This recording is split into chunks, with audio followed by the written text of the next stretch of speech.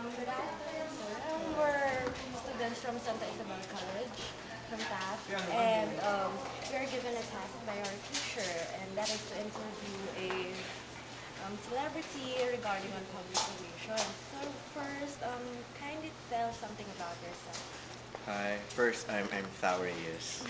Um, what can I say about myself? I'm a public person, I think, because I'm an artist, so I think I'm part of the public people. So for you, what is public relations?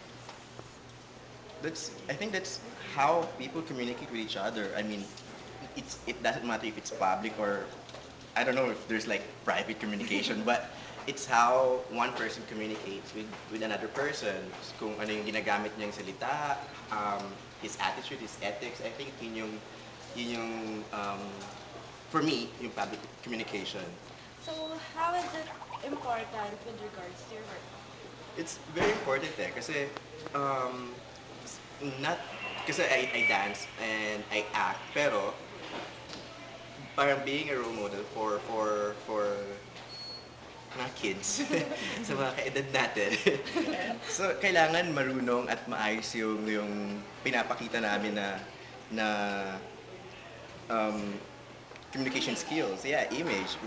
Dapat yung image namin is pleasant enough para maintindihan kami ng mga youth. Kasi di ba nga, kaya nga dapat, ano ba, dapat, ito, katulad nito, mali, hindi maganda man ito, public communication. Siguro lang mas malawak yung communication skills ngayon ng mga Pinoy, ng mga kabataan. But, yung disadvantage naman yan is, hindi na siya nagagamit ng tama.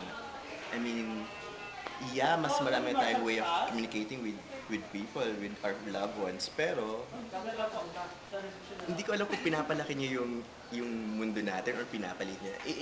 May mga ano may goods and bads eh. So sana ma-practice pa rin natin yung communication skills natin. So compare naman po public relations before. Public relations. Okay, thank you. I think it's basically the same. Hindi lang, siguro ngayon lang mas, I don't know. Hindi ko alam kung ano. I think it's the same. Mas public relations. Yeah, basically the same. For me, yeah.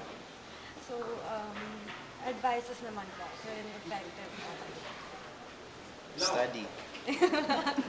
No choice. Study. Study and practice. So that is about it. Thank you very much, Thank sir. you. Good luck.